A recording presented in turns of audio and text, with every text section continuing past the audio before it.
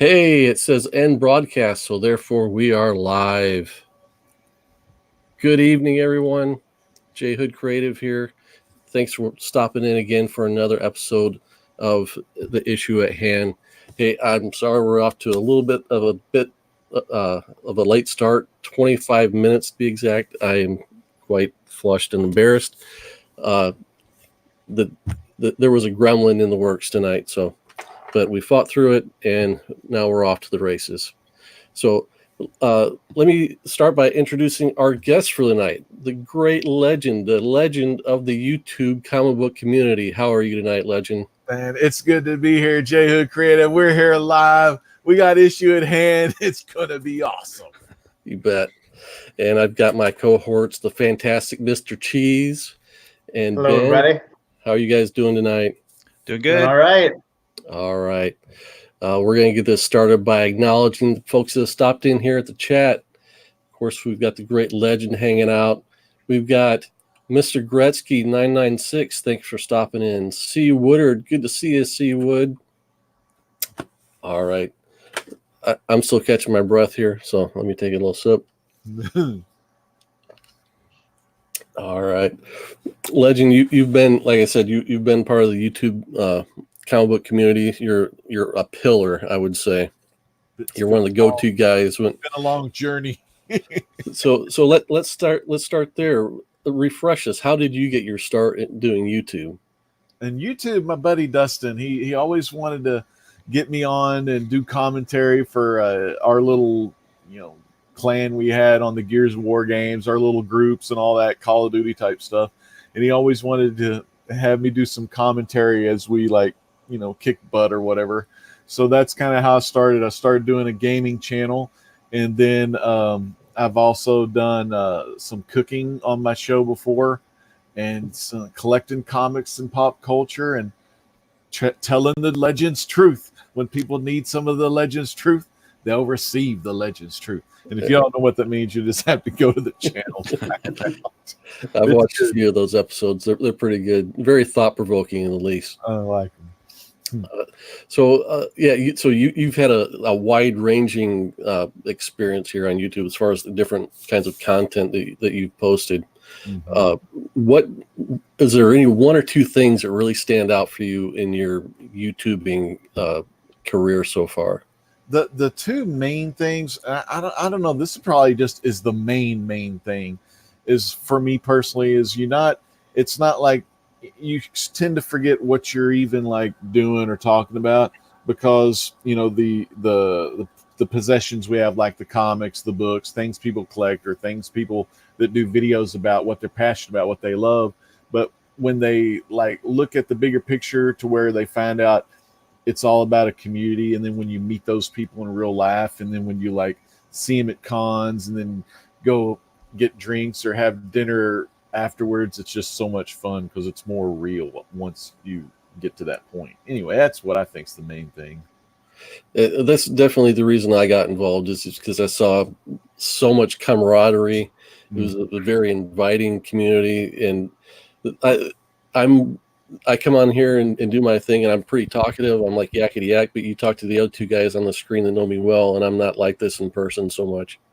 But I was looking for an opportunity to come and talk about things that I'm kind of comfortable with and kind of break out of my shell a little bit. So that's part of the reason why I got involved. Yeah. So Ben, or Fantastic Mr. Cheese, do you have any questions to get started from the great legend? No, Sorry, I guess not. So, well, I say I'm really curious. I'm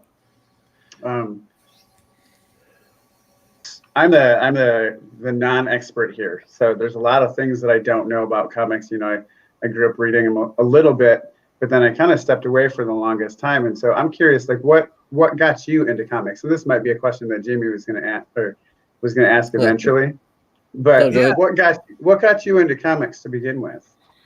My buddy, I had a buddy of mine named Todd. I won't say, I almost broke his kayfabe name, but no, he's a great guy. He got me into collecting. He had a pretty good sized collection. And as a kid, a good sized collection's like 3 short boxes, but they were packed. You know, they were like just busting at the seams.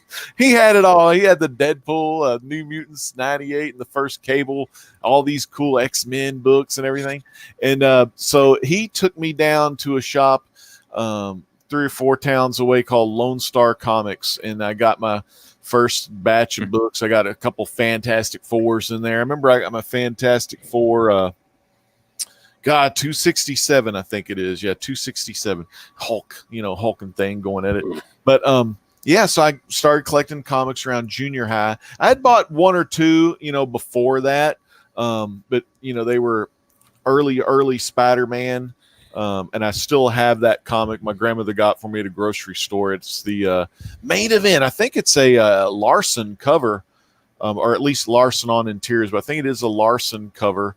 Or it could be a McFarlane, but it looks more Larson, like on Matt Gargan's Scorpion and the guy with the Whiplash, and then Rhino. They were all facing Spider-Man. That was my very first comic. But yeah, I got into comics, and then I've kind of been, off and on because, I quit during the high school years because, I couldn't get to the comic book shop all the time. I was a school kid, it's high school. It's hard to do all that.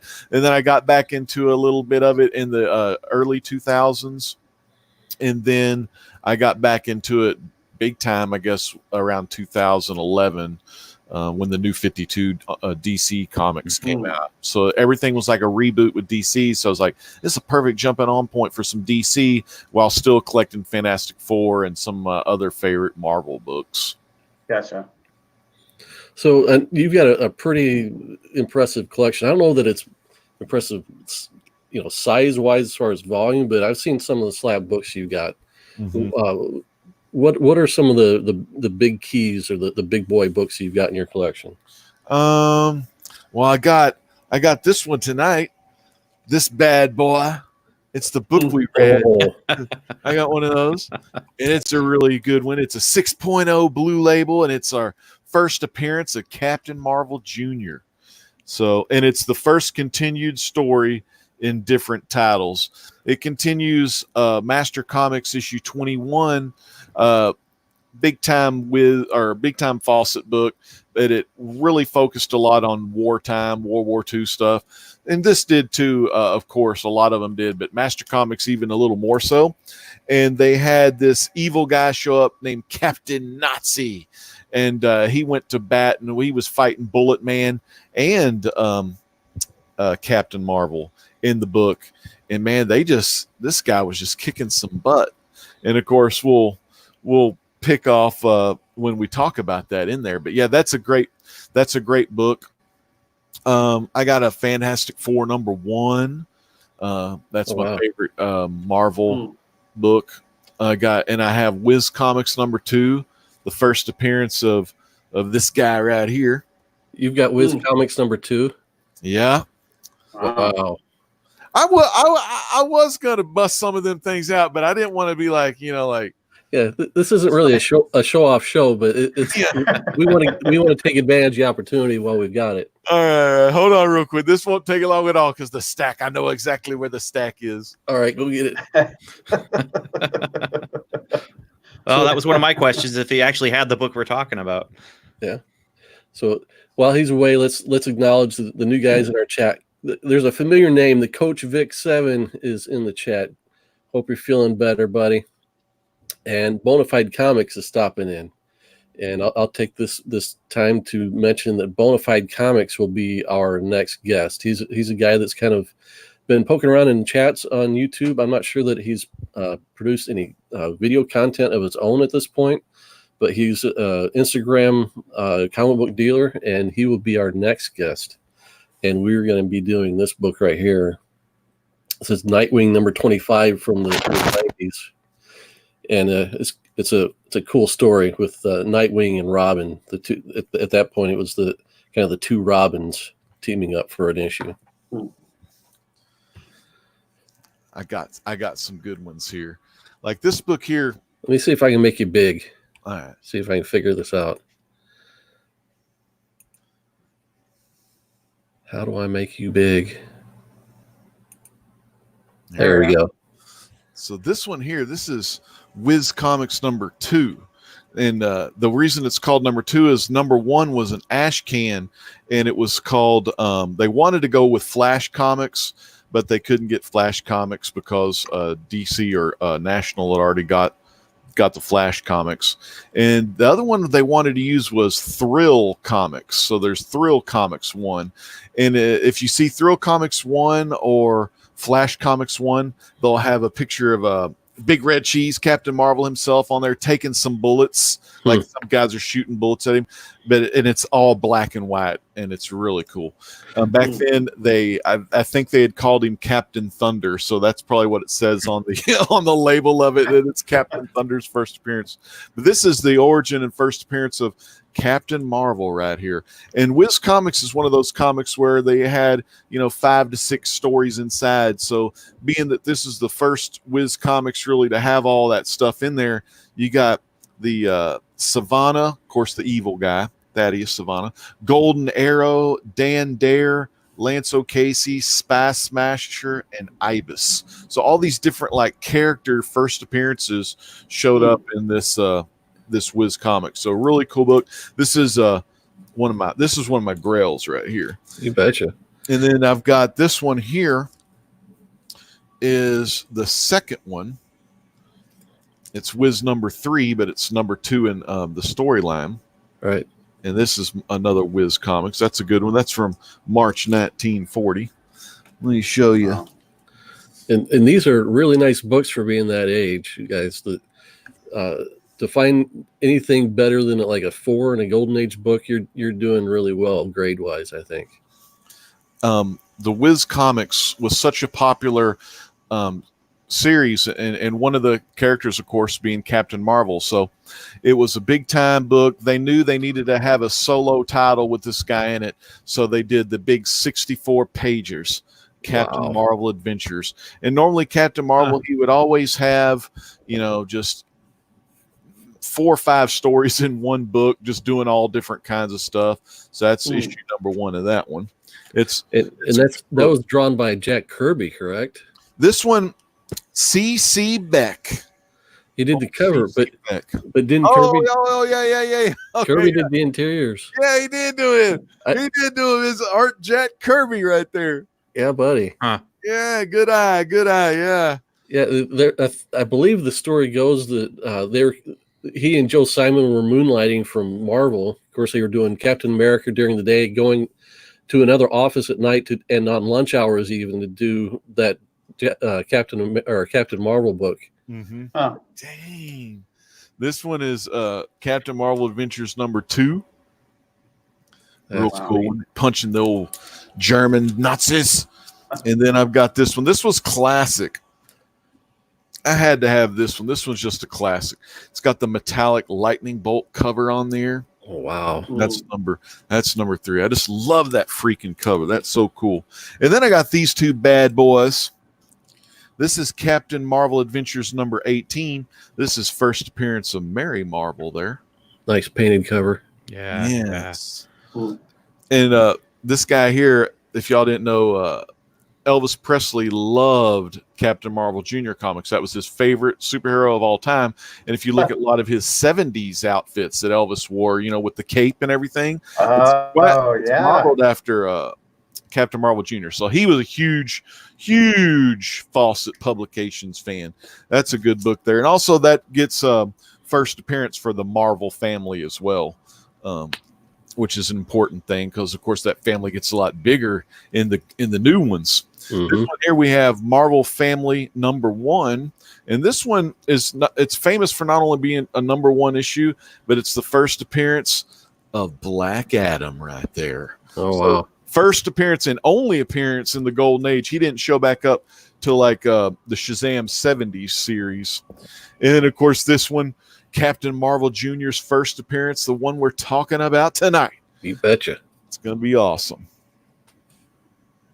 But yeah, those are some of my Fawcett Golden Age. I really heavy on the Captain Marvel Shazam stuff. I mean, think about this. So I went to a presentation years ago where they talked about, the Golden Age of comics a little bit. And, just talking about, okay, so we take for granted that Superman was probably the more popular one, but it's the Victor that kind of rewrites history. Captain Marvel was at least as popular as Superman.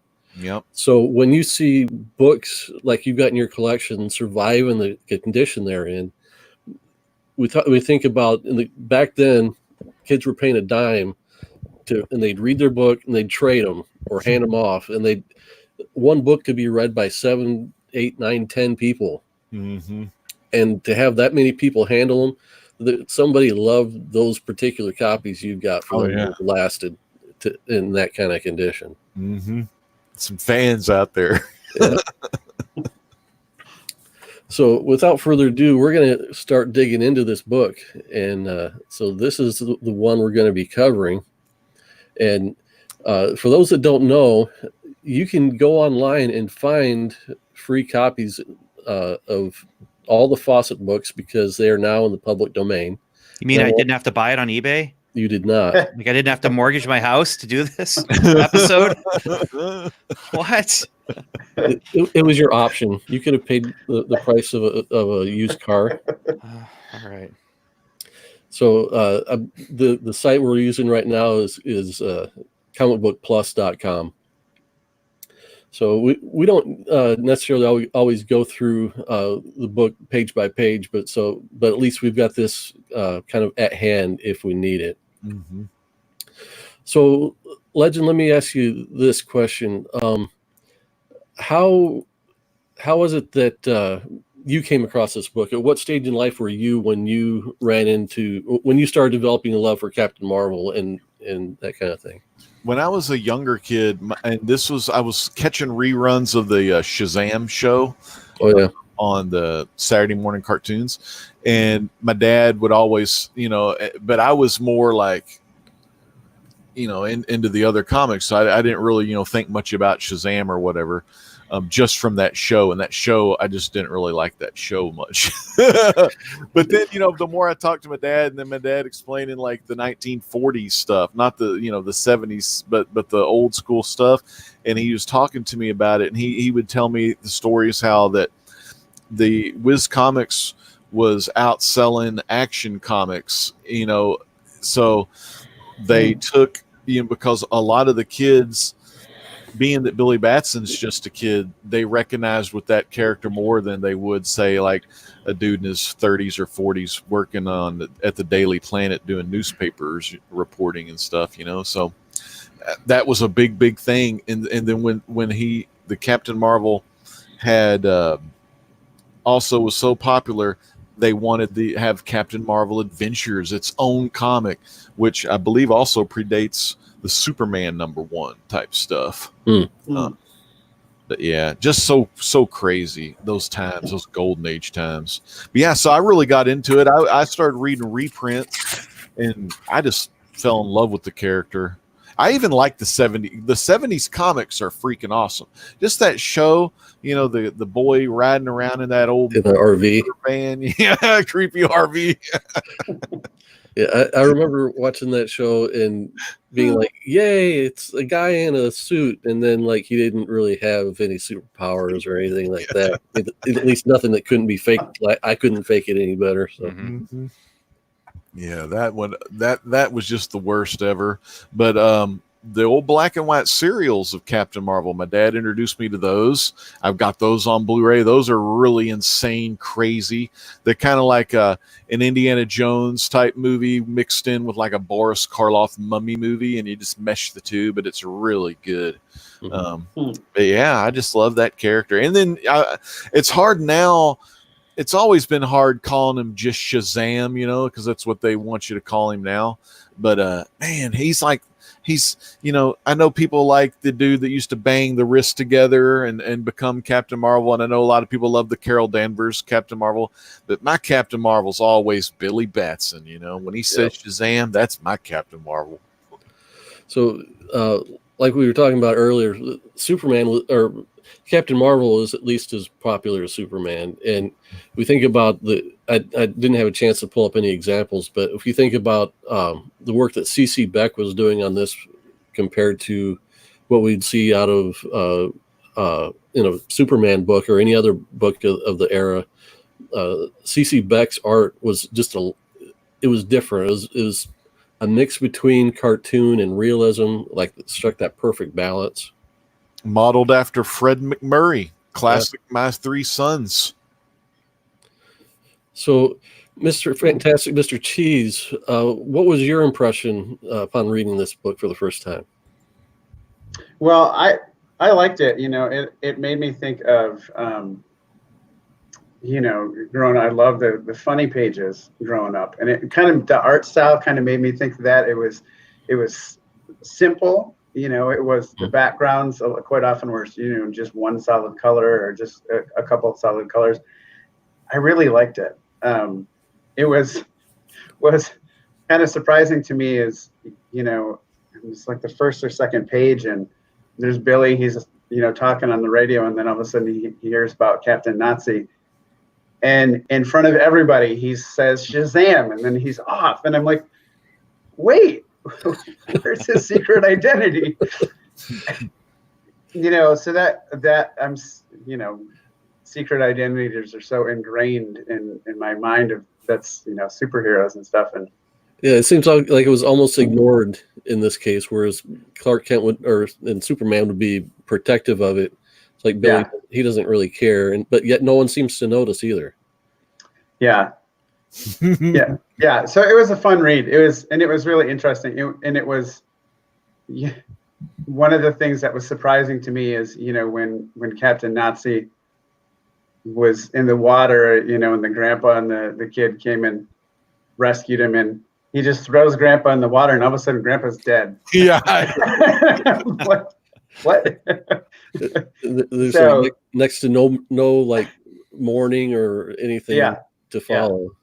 Yeah, but no, it was good. I mean, it when I watched like older movies and stuff, and just the simplicity of it, it was good. I really liked that it was just, just very simple and straightforward, and it was a good read. What do you think, Ben? This isn't my cup of tea necessarily. I do like Golden Age comics. What's interesting about this particular story was how it kind of straddles the line between just juvenile adventure and sophisticated storytelling. Because like you said, this is part 2 of a trilogy, and it's a crossover between magazines, and it's really, we're going to set up and have Bullet Man and Shazam, Captain Marvel, team up. And then we're going to create a new character with Captain Marvel. And then we're going to bump that new character back over by Bullet Man so that he can, so the Bullet Man over at Master Comics can benefit from Captain Marvel's legacy, and so it's kind of this, but what's even funnier is that in the he froze up a bit. Oh man, more gremlins. It sounds like he was getting at this could almost be like a how they book wrestlers behind the scenes. Like, who is this guy going to win? Is this guy going to win? Or let's create a whole new wrestler to come in here named The Undertaker and see what he can do. Mm-hmm. Yeah. But yeah, that's definitely what they were probably going for. But it's so cool. And I don't know the date on this. I don't know if Robin came before Captain Marvel Jr. as kind of,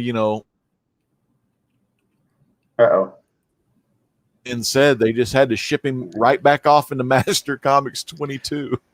Well, and they needed to give him his own feature, and Ben, you froze up there for a while, so we didn't get like the last part of what you said. Well, I was just going to say, when Captain Marvel introduces himself to Bullet Man, it's like, hey, I'm from Whiz Comics. How you doing? Yeah. And at the end of that story, Captain or Nazi guy is like, leaves a note for Captain Marvel. You better stay over at Whiz Comics, or I'm going to beat your brains in. I kind of like those. And then when Captain Marvel Jr. goes to Bullet Man, it's like, hey, Captain Marvel sent me to Master Comics, from Whiz Comics, down the street. It's like not Star City, it's not New York, it's like literally just in the dialogue. Yeah, I'm from Whiz Comics, man. How you doing? And it's just really, like I said, straddling between that juvenile adventure where it's just we're going to be really clear with the kids so they know, Right. Yeah. Yeah. you know, Mm. he's from this other comics or books with Captain Nazi guy. Also on the back of some of their comics, they had the classic gimmick where you can cut out these little postcard size, silhouettes of the figures, stuff like that. So they were doing some of those things for the kiddos. Right. So we'll take a minute just to acknowledge some new people to chat. We've got Chad R stopping in. Good to see you. That Mr. Gerald and Comic Core Chad has stopped in. Comic Core Chad. So Great Legend is part of the Comic Core, and you guys do a great job of doing nightly shows. Mm-hmm. And then you're usually on the Friday night show, the Off the Rails show. We starting last week was back on the rails. Yeah, we're trying to keep them on the rails. I got the blueprint. All C Woodard 19 has to do is follow it, and then he'll be good to go. It's always good to have an agenda. Yep, that's it. Yeah. I didn't realize this was his origin story. I mean, I knew I was getting into it. Mm-hmm. I did not know that it was first of all, like that Billy kidnapped him out of a hospital. Yeah. And carried him over his shoulder. The guy's got a broken back and he's getting carried over his shoulder. But I didn't realize like the injury that caused him to have that cane. That's just a really iconic part of his character. That injury came because of that battle, and then that battle, he gets his revenge in the next issue. It's again, it's kind of sophisticated storytelling there, but I did not realize that was all a part of one story. I thought it was just he met the guy and got the powers, and so it's interesting to read that for the first time. I had always just assumed maybe he was already a crippled kid. Exactly. When he Captain Marvel. Mm-hmm. Yeah. So, Bonafide Comics did a little bit of research for us. Robin came out about a year earlier than Captain Marvel Jr. Okay. So, but I mean, like you said, Legend, Captain Marvel already had kind of the in with the kids by being a kid himself, Mm-hmm. which I think to me is really the charm of the character. Yeah. So this is obviously a Golden Age book. So let's take a look at some of the things that were happening at that time. So this came out cover dated December of 1941. So therefore, I'm not sure how cover dates work in that they're always like a few months off. I want to say they're 3 months ahead. Yeah, they could have had it in September or October. Right, because the cover date is to tell you when to take it off the stand. Right. But back then, I don't know. So we had things like the hit song at the time was Billie Holiday, God Bless the Child. I don't know if I've ever heard of that song before.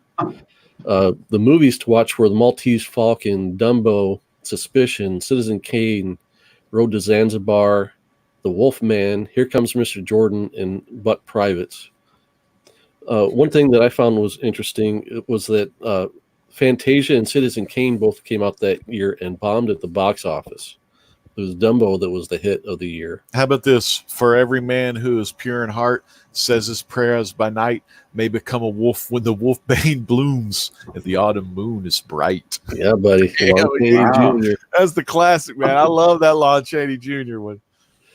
Let's see. The most famous person in America was probably Mickey Rooney. Oh, yeah.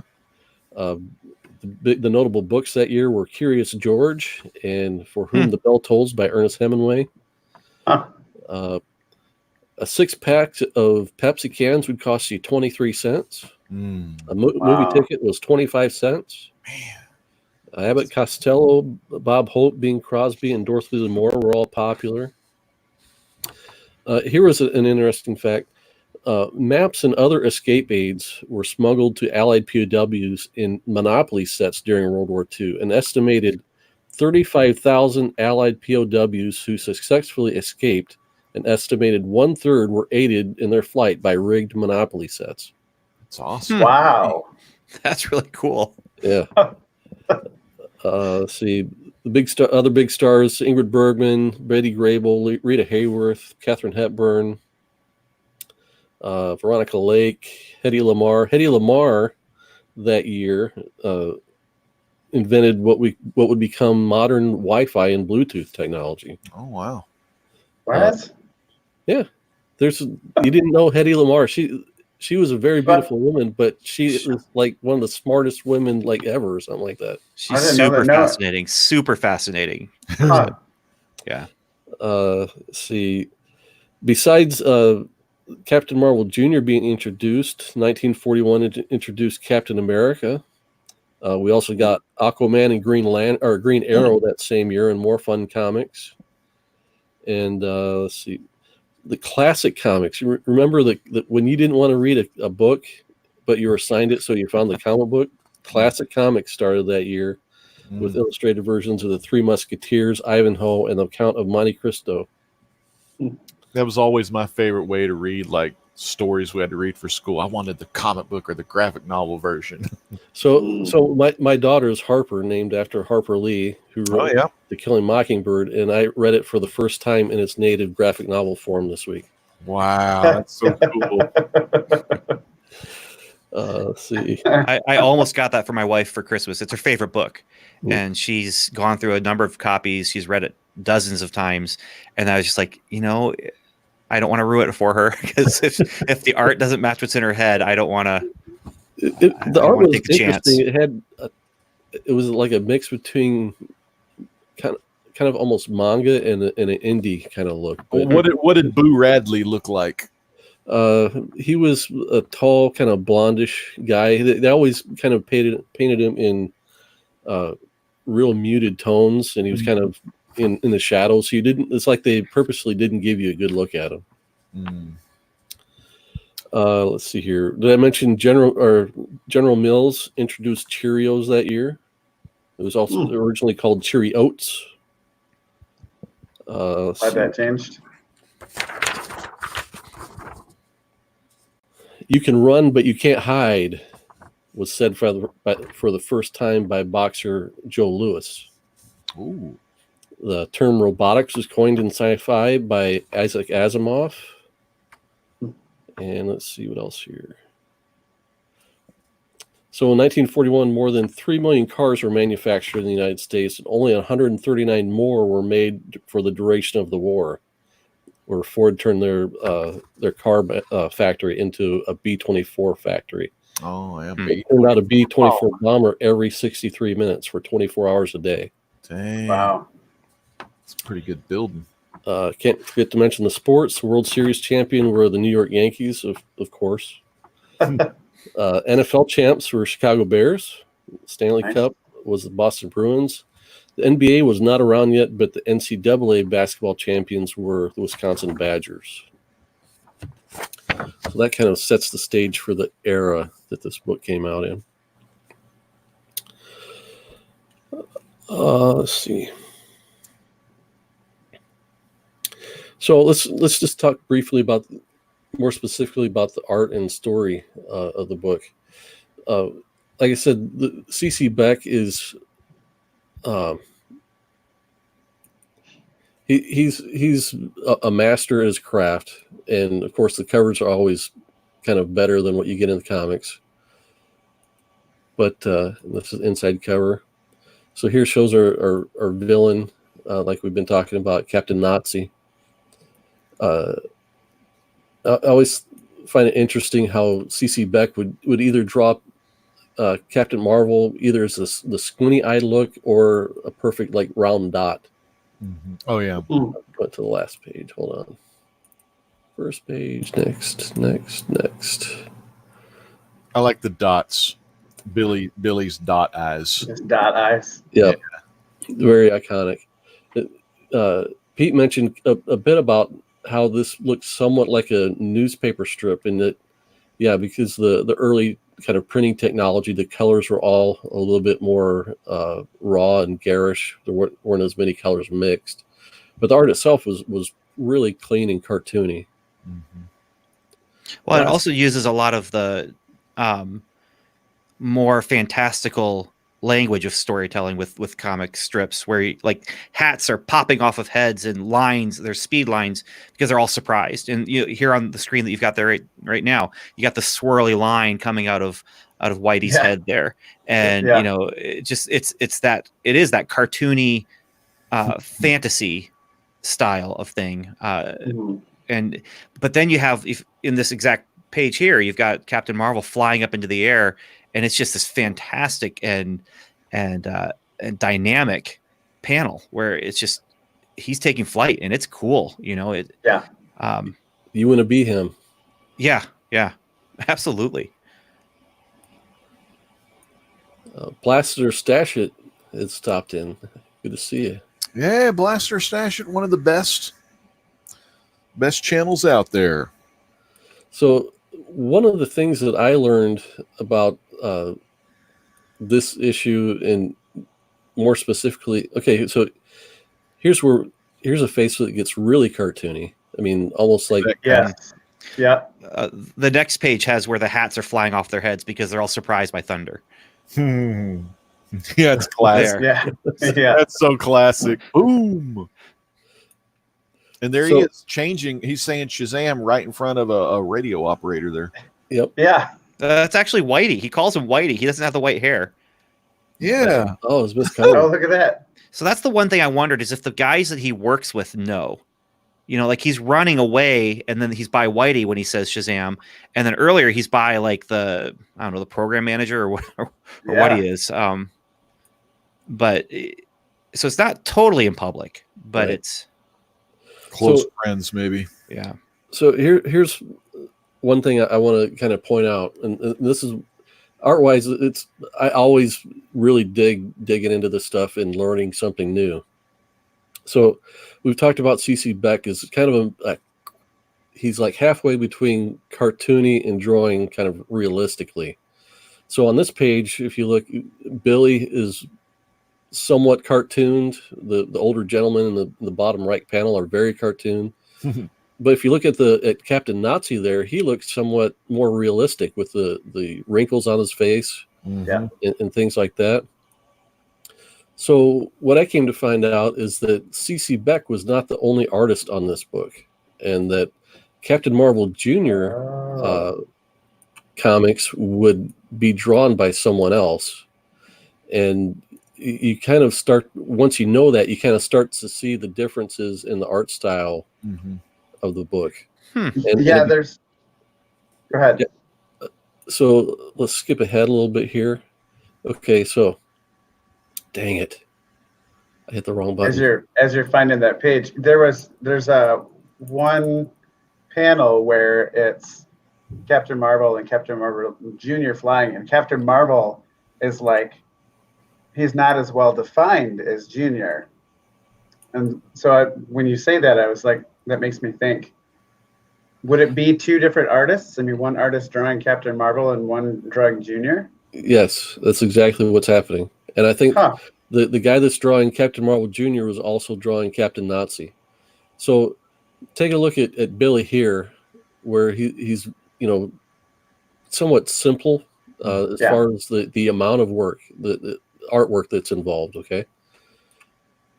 And then we'll skip ahead to these pages where Freddy is involved. Yeah. And you can see, he's got more wrinkles in his shirt in every panel, even though he's smaller than the few big panels we saw of Billy Batson earlier. So this artist's name is Mac Rayboy. And I had never heard of this artist before. So just as we continue to flip through, just keep in mind kind of the differences we're seeing in the art. And even these panels where they're underground. Boy, that's right, Mac Rayboy. That's the dude. That's the other guy. Yep. When we see the kind of the shading above the train in the background that looks real spooky. That's not something we see a whole lot out of CC Beck. I think that's more of Max Rayboy being involved. If you scroll up, if you go back one page and you scroll up a little bit, was it Ray Boy or CC Beck that got the first Subway logo? Look like you get a $5 foot long out of that. Yep. Five center. It's even green. Keep in mind, he's carrying a guy over his shoulder who has a broken back. Yeah, that's right. Oh, look at that. Yeah, the panel down on the bottom left, that was the one that I was thinking of, where you can see And just even the difference in the two of them. And Max Rayboy may have drawn this whole page because Captain Marvel doesn't look like a CC Beck Captain Marvel necessarily. He's still simple, as if drawn in the style of, but if you remember how, the dot eyes look when CC Beck draws them, it's not handled quite as well on this page. Yeah, this definitely looks like some Mac Rayboy. And then this is what really tipped me off was this page. And not necessarily on the first couple panels, but the panels of Captain Nazi and Hitler here, where they look very rendered. Yeah. It really reminded me of Brian Boland, who, we're familiar with. He's a British artist. So I got one other thing to show that I found. So this is a page of more what we would call mature Max Rayboy art. That whoops, too far. That really looks like Brian Boland. And it also looks like he probably influenced other artists like Wally Wood and John Severin, and probably people like Steranko, and I even see some John Cassaday in some of the covers that he would do for Captain Marvel Jr. So this is definitely a guy I got to find out more about, just because I'm so impressed by him. He actually followed Alex Raymond on the Flash Gordon comic strip, which is Alex Raymond's considered one of the very best cartoonists to ever live. So that's kind of what I had for the art review. Ben, we talked a little bit about story so far. Did you have anything else to kind of remark about? Yeah, I've said my bit about how it's kind of straddling that line with the sophistication and the juvenile stuff. What's interesting is looking at it as a thing that's for kids. Some of the captioning actually reminds me of like when I'm reading a book, especially when I was reading like a comic book to my kids when they were 5 and 6 and 7 years old. So like the one page here where the kidnapping page, and Billy's carrying Freddy to the subway, and the caption says, "What wild plan does Billy have in his mind?" And that's the kind of thing that when you're reading a comic to a kid, you stop and say, like, what does he have in mind? But the other thing is there's a lot of times where, they say, especially modern comics, show, don't tell, and you don't want to, you want people to be able to read and know what's going on without having to read anything. They can look at the pictures and know what's going on.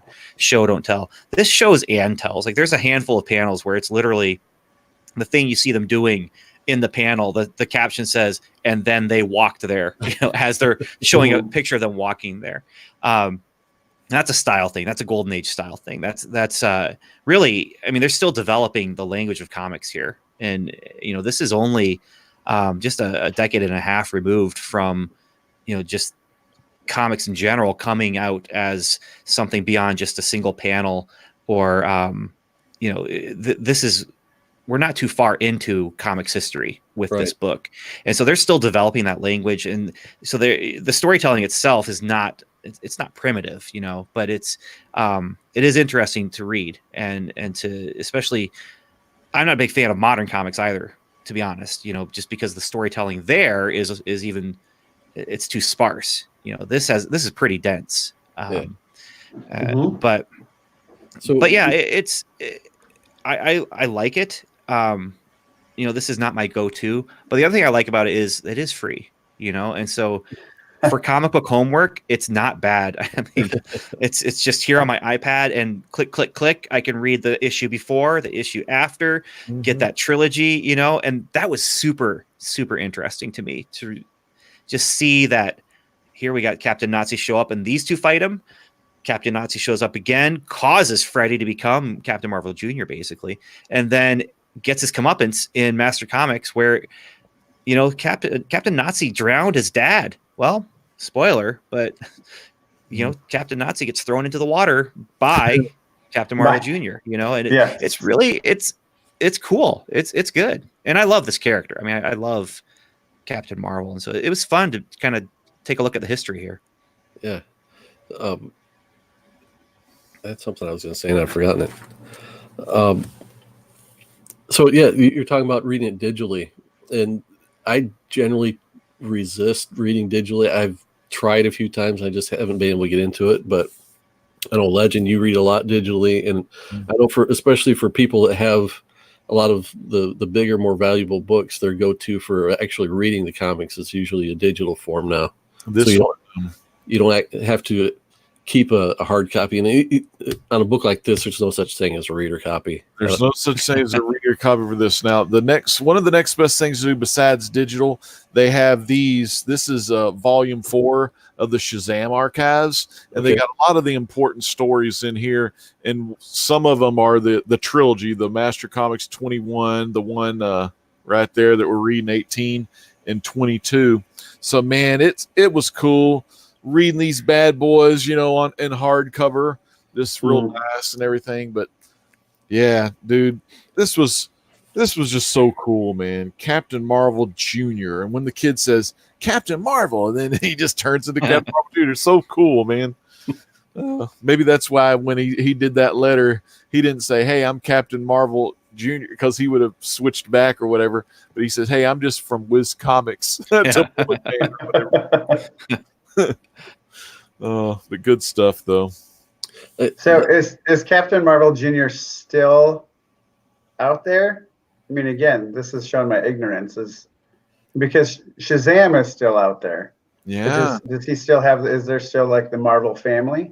There is. They go by the Shazam family, and they've got Freddie Freeman. They got old Mary in there who becomes Mary Marvel. They have Darla. They have so all those Eugene and Pedro. Those are the kids now. They have.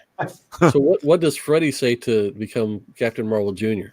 Well, yeah, that's the crazy thing. In the movie, they just all say Shazam, and then they just turn into whatever. But yeah, in the Golden Age and all that stuff, it was Captain Marvel, and then he just turned into it.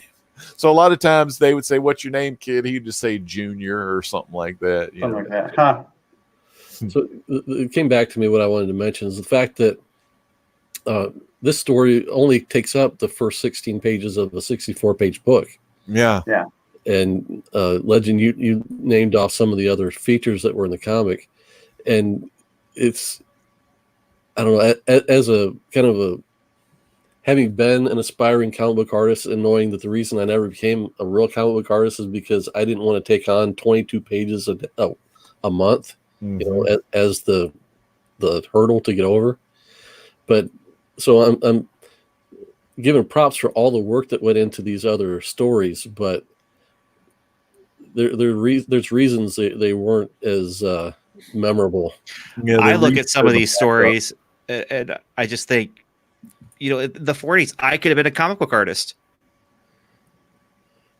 I mean, it's not that stuff like this is Golden Arrow. Now, I liked this. I liked this story. That's right.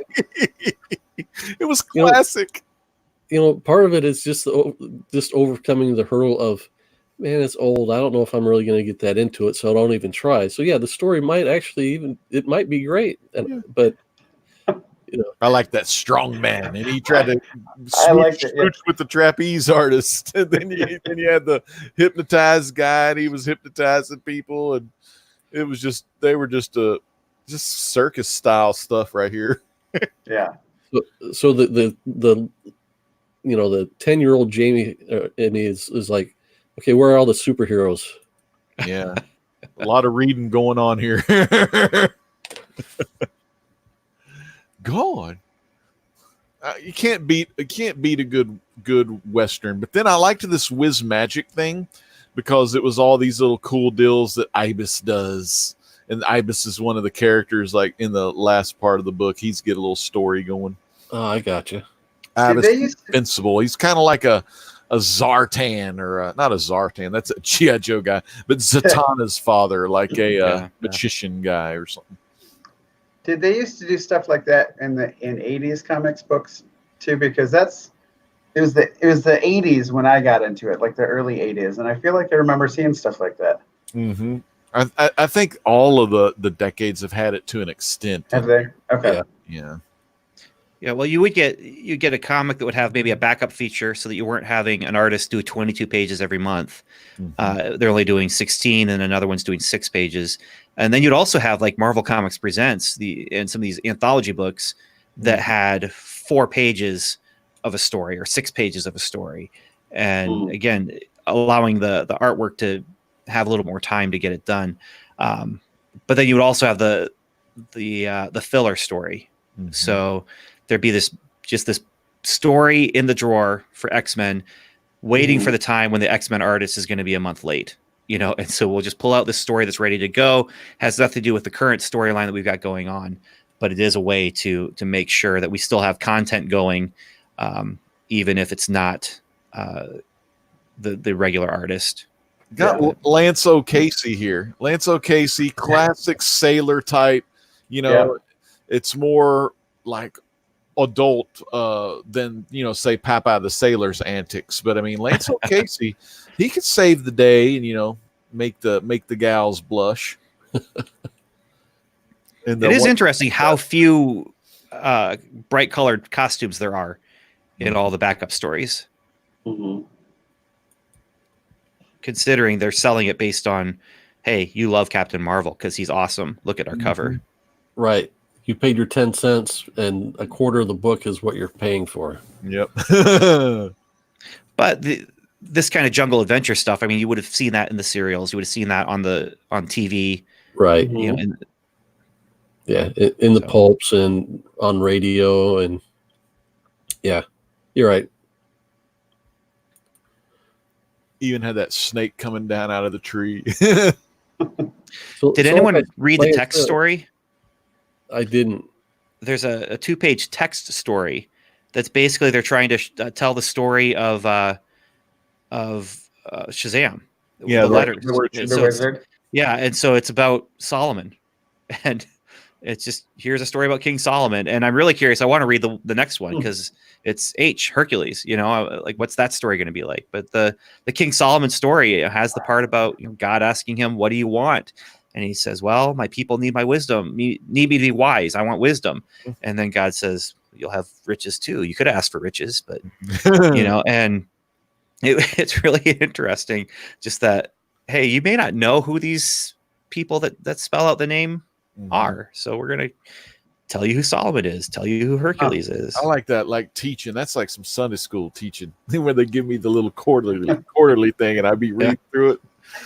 I learned my story and it was good, Well, mine had comics, like the ones that I would get. Yeah, they had Bible story comics in there, and mine too. Those were awesome. Yeah, and then I grew up and wrote them. So, yeah, so cool. Just want to take a minute to say hi to Scott Evans for stopping in and Discovery Bay Comics. Good to see you, baby. Scott Evans, a big time Brian Boland fan. His little avatar is the classic Joker with his all frizzy curly hair and JB loves him some Joker. He loves that Brian Boland Killing Joke cover. That's what he likes, where Joker's taking that photograph of, I guess, Barbara Gordon. So the art lesson tonight for Brian Boland fans, if you're a fan, go look up a Golden Age artist named Mac Rayboy to see one of Boland's kind of influential artists. So we'll get ready to wrap this up. I'll put it out to each of you if you've got any last thoughts or anything on this work. Hey, this right here, this is the Shazam Family Archive Edition, Volume 1. They never did a Volume 2 of this, but this is all pretty much the thing that is in here, it's all Mac. It says in here where my finger is, it says, if not otherwise noted, all of these are Mac Rayborn or Rayboy. Ooh. I'm gonna have to go look that up. Yeah, this one you got all that kind of art style, the more detailed art, like this one here. Just the face. I mean, like there's just more line work in the face and stuff than there was when Cecil Beck's doing the whole, here's 2 dots for your eyes, kid. Yep. But yeah, I love these archive hardcovers. Like, I want to get the Plastic Man ones, but they're out of print, so they're probably going to be an arm and a leg. Gotcha. All right, so fantastic, Mr. Cheese and Ben. Any last comments before we head out? This was fun. Yeah. I was glad that it was given as our assignment. Thanks. Yeah. Yeah, it was. I really enjoyed it. It was fun to read, and my knowledge of comics is so limited, especially compared to you guys. And so to be able to be exposed to something different it was fun. I really enjoyed it. Thanks. Yeah, I definitely appreciated this being the golden age book so we can start dipping a toe in. And between what we've looked at, well, the 2 books we looked at previously were both Bronze Age. So, and this one being Golden Age, and we'll get into Silver Age later on too. But Great Legend, I want to say thank you for hopping in with us. It was great talking to you. Man, it was good chatting with y'all, the fantastic Mr. Cheese and Ben and Jay Hood in the house. It was great, man. Big shout out, Coach Vic. Man, get well soon. Yeah, I know you've been chatting in the chat room, so thanks for that. And man, guys, Captain Marvel Jr. so freaking cool. Hey, it was Elvis Presley's favorite. I mean, he's our favorite too. Hey, Biggie Shack, thanks for stopping in. We're just wrapping up. So let's see. I put a link to Great Legends channel in the description, so take a look at that if you want to see more from him. Again, he's on Comic Core on Friday nights, a lot of weeks. Comic Core Friday nights. That's a good show, good channel. They got a lot of great shows going on over there. So, like I said earlier, we're going to be doing this book next with Bonafide Comics. It's Nightwing number 25. I believe it's called The Boys. Is that one signed by Chuck Dixon? Yeah. Nice. So when you borrow it, don't wreck it. Yeah, it's Chuck Dixon and Scott McDaniel, and should be a cool 90s book to read. And we'll have Bonafide Comics in as our guest to review that book. Remember if you're not subscribed, subscribe, hit the like button. Always appreciate that. As they say, it helps the algorithms. So with that, we'll sign off. And remember, faith, family, comic books. We'll see you next time.